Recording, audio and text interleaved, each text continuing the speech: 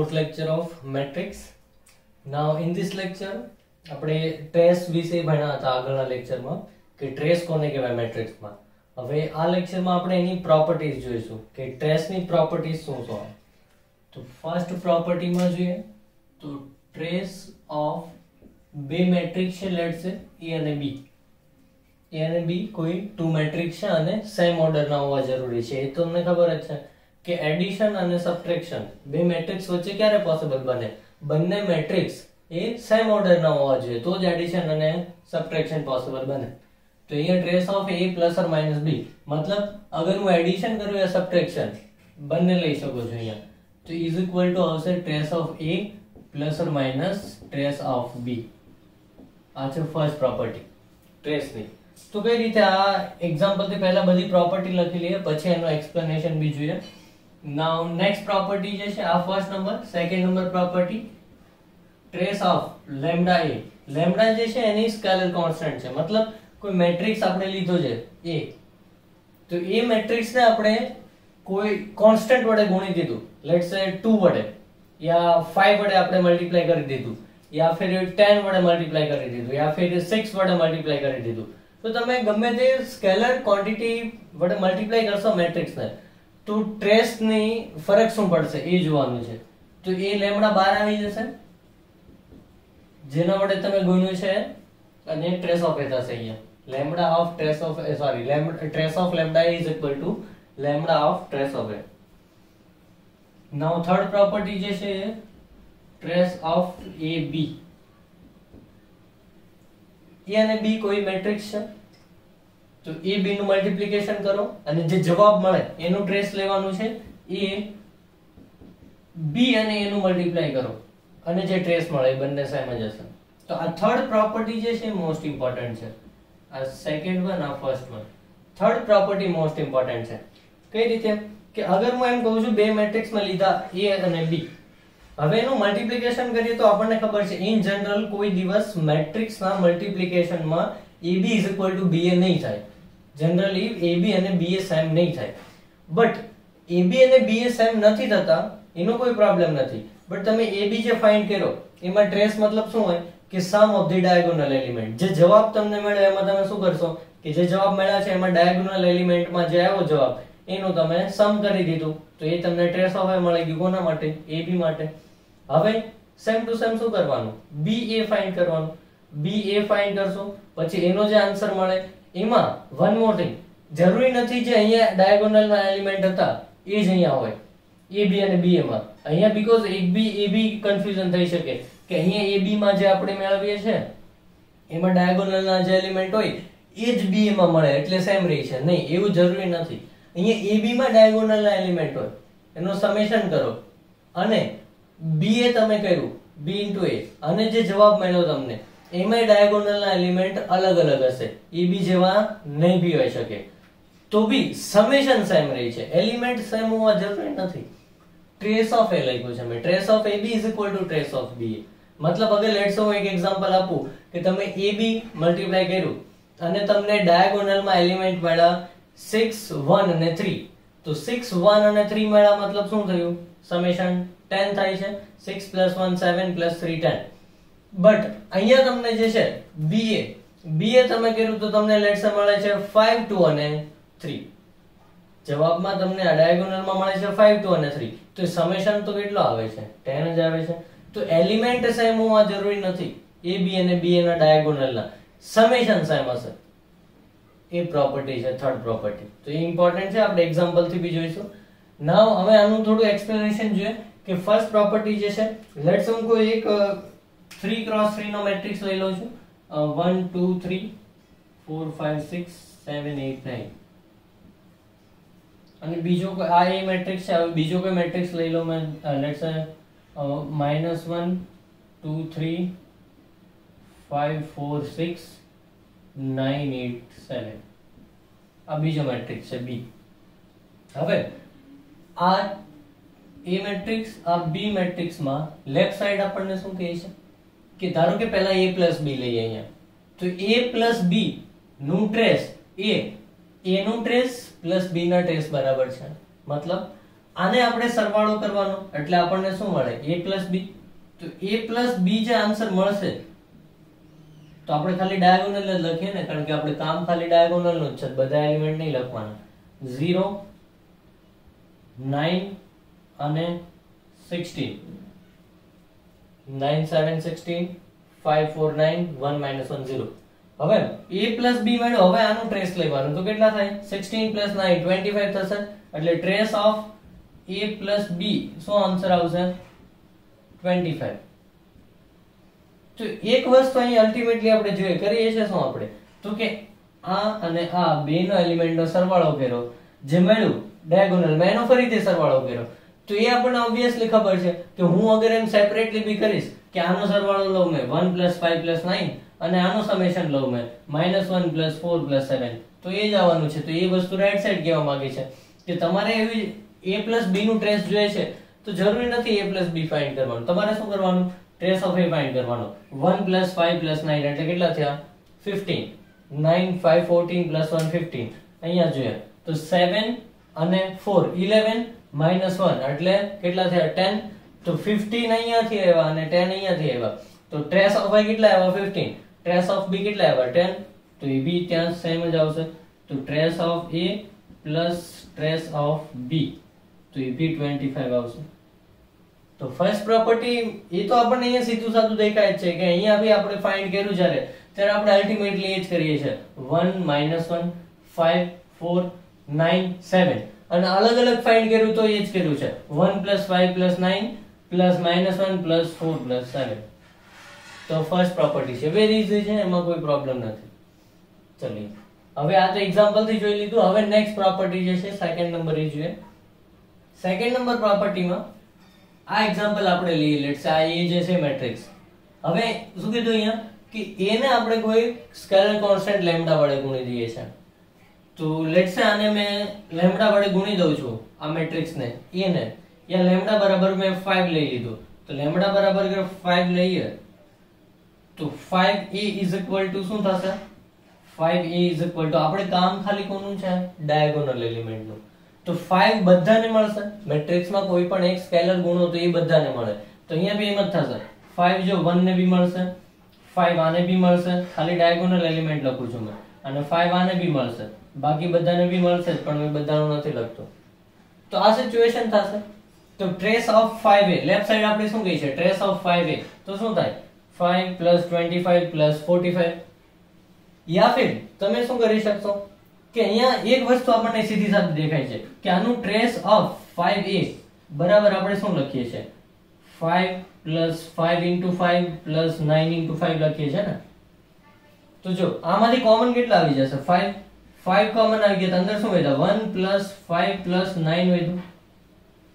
5 common આવી ગયા તો 1 plus 5 plus 9. તો જો ટ્રેસ ઓફ 5a બરાબર શું આવ્યું 5 into 1 plus 5 plus 9 શું છે 1 plus 5 plus 9 શું છે ટ્રેસ ઓફ a. તો બીજી પ્રોપર્ટી પ્રૂવ થઈ ગઈ કે ટ્રેસ ઓફ 5a આપણી લેફ્ટ સાઈડ હતી તો જવાબ શું આવ્યો 5 into ટ્રેસ ઓફ a. તો અહીંયા એ જ કીધું છે ટ્રેસ ઓફ લેમ્ડા a બરાબર lambda into trace of a. તો એ સેમ વસ્તુ એક અહીંયા થઈ. હવે આ બીજી પ્રોપર્ટી થઈ. થર્ડ પ્રોપર્ટી તમે બીજું ગમે તે એક્ઝામ્પલ તમને જે સુટેબલ લાગતું હોય તમે લઈ શકો છો. એવું જરૂરી નથી કે આ જ એક્ઝામ્પલ તમારે ફોલો કરવાનું. ચલિए થર્ડ પ્રોપર્ટી જે છે મોસ્ટ ઇમ્પોર્ટન્ટ છે. થર્ડ પ્રોપર્ટી તમે જાતે કરશો ટ્રાય. આ જ બે મેટ્રિક્સ લેટ્સ આપણે લઈએ. આ જ બે મેટ્રિક્સ તમારે લેવાના. પછી પહેલા a b ફાઇન્ડ કરવાનું. a b પહેલા ફાઇન્ડ કરવાનું તમારે. a b ફાઇન્ડ થઈ જાય એનો જે જવાબ આવે પછી એનો શું કરવાનું ટ્રેસ લેવાનું. ટ્રેસ મતલબ સમ ઓફ ધી ડાયાગોનલ એલિમેન્ટ. તો તમારે ટ્રેસ લેવાનું ડાયાગોનલ એલિમેન્ટના સમેશન કરી દીધા. જે જવાબ મળે એ નોટ ડાઉન કરી લીધો. હવે પછી શું કરવાનું રિવર્સ મલ્ટીપ્લિકેશન ba ફાઇન્ડ કરવાનું. તો ba કરશો તો ba કર્યા પછી જે આન્સર મળે એમાં ડાયાગોનલ એલિમેન્ટનો સમેશન કરવાનો. તો ba કર્યા પછી જે આન્સર મળશે એમાં જે બી તમને સમ કરવાથી ડાયાગોનલનો આન્સર મળે એ નોટ ડાઉન કરવાનો. બંને સમ સેમ જ હશે. વન મોર થિંગ બંનેના એલિમેન્ટ અલગ અલગ હશે. લેટ્સ સે ab કર્યું અને એમાં તમને એલિમેન્ટ મળે છે ડાયાગોનલમાં 1 6 4 અને ધારો કે બી એ લીધું, એમાં તમને કઈ અલગ એલિમેન્ટ મળે છે કે 4 3 4, તો સમેશન તો 11 જ થશે, એટલે એમાં કોઈ પ્રોબ્લેમ નહીં પડે કે એ બી અને બી એ એલિમેન્ટ અલગ અલગ મળે છે પણ સમેશન સેમ રહેશે, એલિમેન્ટ બી સેમ નહીં મળે, એ ધ્યાન રાખો, એ કન્ફ્યુઝન નહીં થવું જોઈએ, સમેશન સેમ રહેશે આ કેસમાં. તો એ તમારે એક જાતે કરવાનું છે, એ બી કરવાનું, પછી એનું ટ્રેસ ફાઇન્ડ કરવાનું, બી એ કરવાનું, એનું ટ્રેસ ફાઇન્ડ કરવાનું, એ હંમેશા સેમ આન્સર. ચલિए હવે આ તો થઈ ટ્રેસની પ્રોપર્ટી. હવે જોઈ લઈએ પ્રોપર્ટી ઓફ ધી ડિટર્મિનન્ટ. આ પ્રોપર્ટીઝ ઓફ ટ્રેસ છે.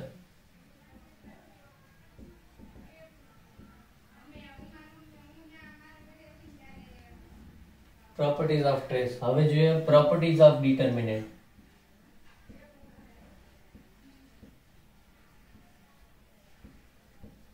તો ડિટર્મિનન્ટ ની પ્રોપર્ટી એમાં શું આવશે મેટ્રિક્સ ના કેસમાં?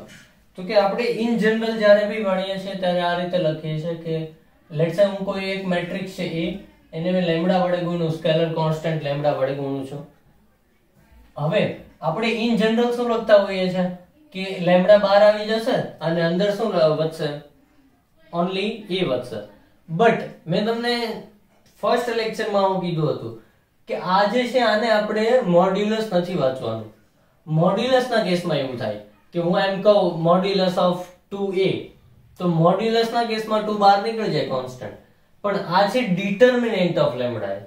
ડિટર્મિનન્ટ અને મોડ્યુલસ માં ફરક છે, એટલે અહીંયા લેમ્ડા જે છે એ લેમ્ડા થી બહાર નહીં નીકળે, લેમ્ડા પાવર n થઈને બહાર નીકળશે અને into determinant of a. Determinant of a છે અહીંયા, મોડ્યુલસ ઓફ a નથી. તો determinant of lambda is equal to lambda power n into determinant of a. Now આનું પ્રૂફ જોઈએ આપણે. મોસ્ટ ઇમ્પોર્ટન્ટ પ્રોપર્ટી છે, બધી જગ્યાએ યુઝ થશે આપણે ઇન જનરલ ક્વેશ્ચનમાં, અને ઘણા બધા સ્ટુડન્ટ આમાં ભૂલ બી કરે છે આ વસ્તુમાં. તો આ એક ખાસ ધ્યાન રાખશે, નોટ ડાઉન કરીને આ પ્રોપર્ટી. આનું પ્રૂફ જોઈએ આવું શું કામ થાય છે. તો કે લેટ્સ સે આપણે કોઈ ડિટર્મિનન્ટ એક લઈએ છે, આ જે ડિટર્મિનન્ટ લીધો હતો એ 1 2 3 या फिर कोई नानो डिटरमिनेंट ली -1 0 -2 -3 2 અને 1 આ ડિટરમિનન્ટ અગર આપણે લઈએ છે. હવે આનું અગર આપણે મોડ્યુલસ ફાઇન્ડ કરવું છે, અહીંયા આપણે કરી દઈએ લેટ્સ સે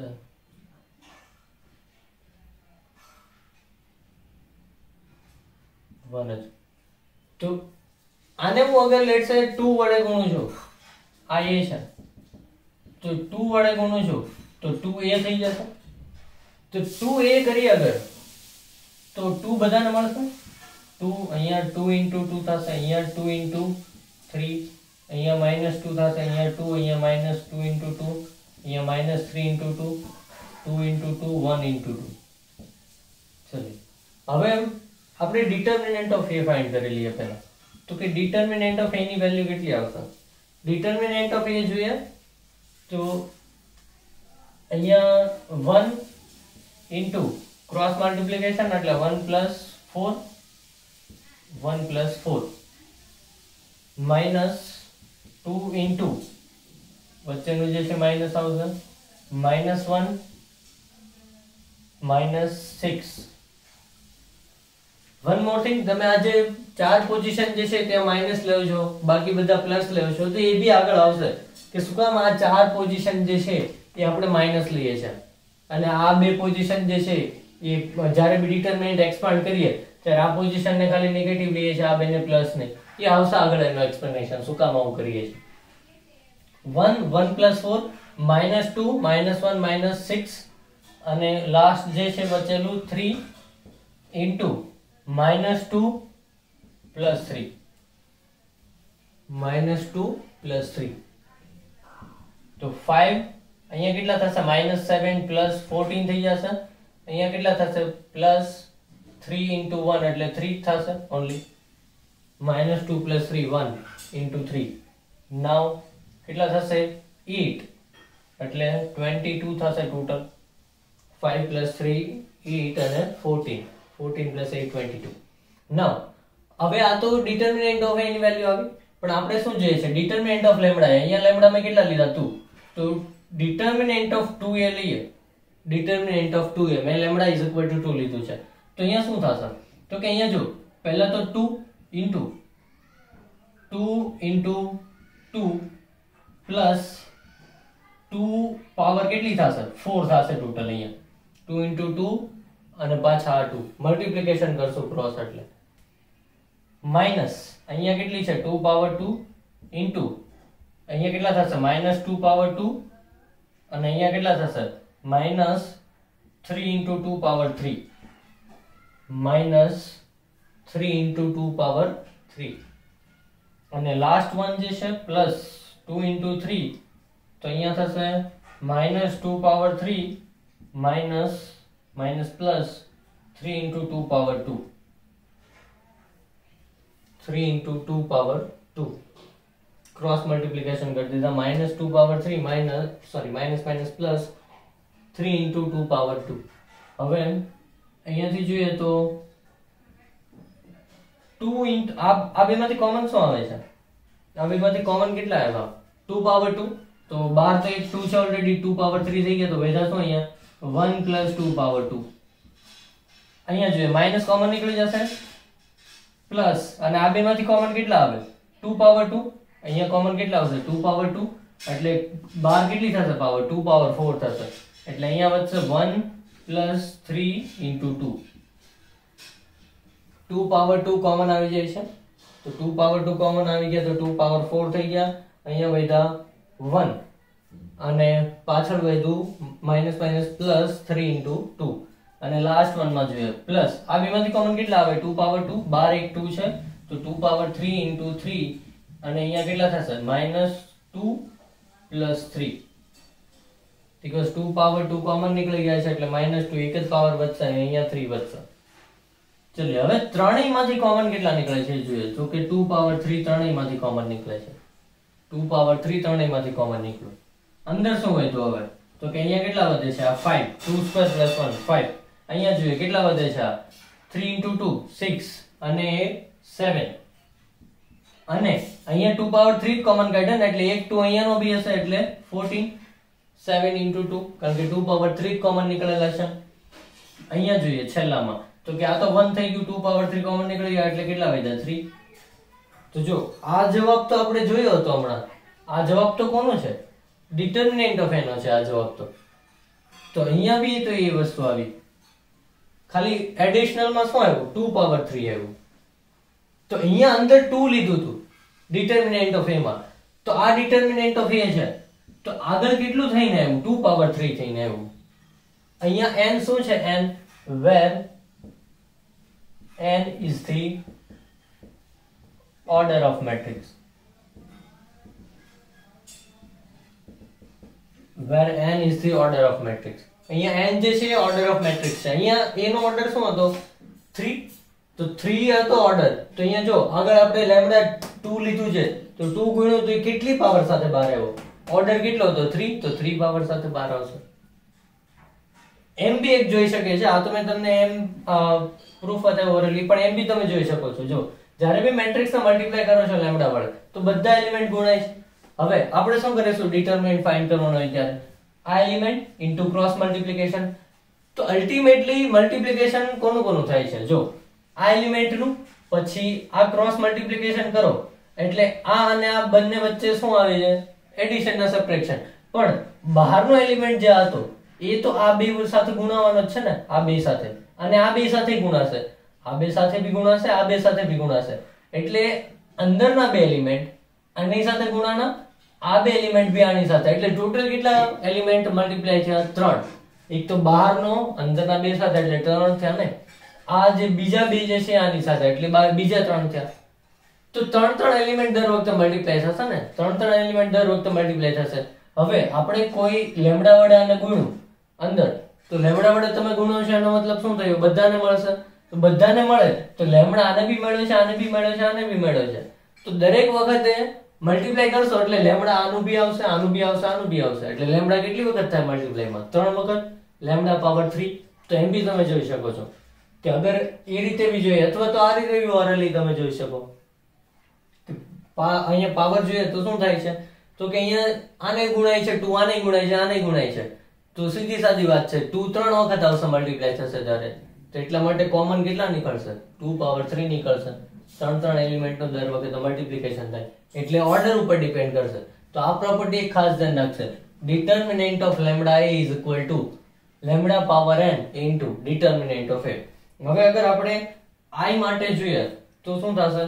તો કે અગર મેં એમ કહું માઇનસ આ જે i power minus sorry determinant of i લઈએ, ડિટર્મિનન્ટ ઓફ માઇનસ i, તો આના બે કેસ બનશે કે આમાં માઇનસ અહીંયા લેમ્ડા કોણ છે? -1 અને a બરાબર શું છે? i. મેટ્રિક્સ a i છે અને લેમ્ડા બરાબર -1 છે, તો -1 કેટલી પાવર સાથે બહાર નીકળે? n સાથે. પણ હવે n ડિપેન્ડ કરશે ને, n even હોય તો -1 power n into determinant of i, તો -1 પાવર n તો કેવું થઈ જાય? 1. even છે n એટલે, અને આનો આન્સર કેટલો આવે? 1 ડિટર્મિનન્ટ ઓફ i નો. હવે આમાં જોઈએ, અગર n ઓડ હોય તો શું થશે? તો કે -1 power n into determinant of i, તો અહીંયા આન્સર માઇનસ આવશે, અહીંયા 1 એટલે આ આન્સર -1 આવશે. તો determinant of -i is equal to -1 power n into determinant of i, where n even હોય તો આન્સર 1 આવશે. અને અગર -1 power n into determinant of i માં n ઓડ હોય તો આન્સર અહીંયા -1 થશે, આનું 1 એટલે આન્સર -1 આવશે. એટલે પ્રોપર્ટી આમાં તમારે જાતે પ્રૂવ કરવાનું છે a b અને b એ લઈને. અને નેક્સ્ટ એક્ઝામ્પલ આપણે હવે જોઈશું પછી.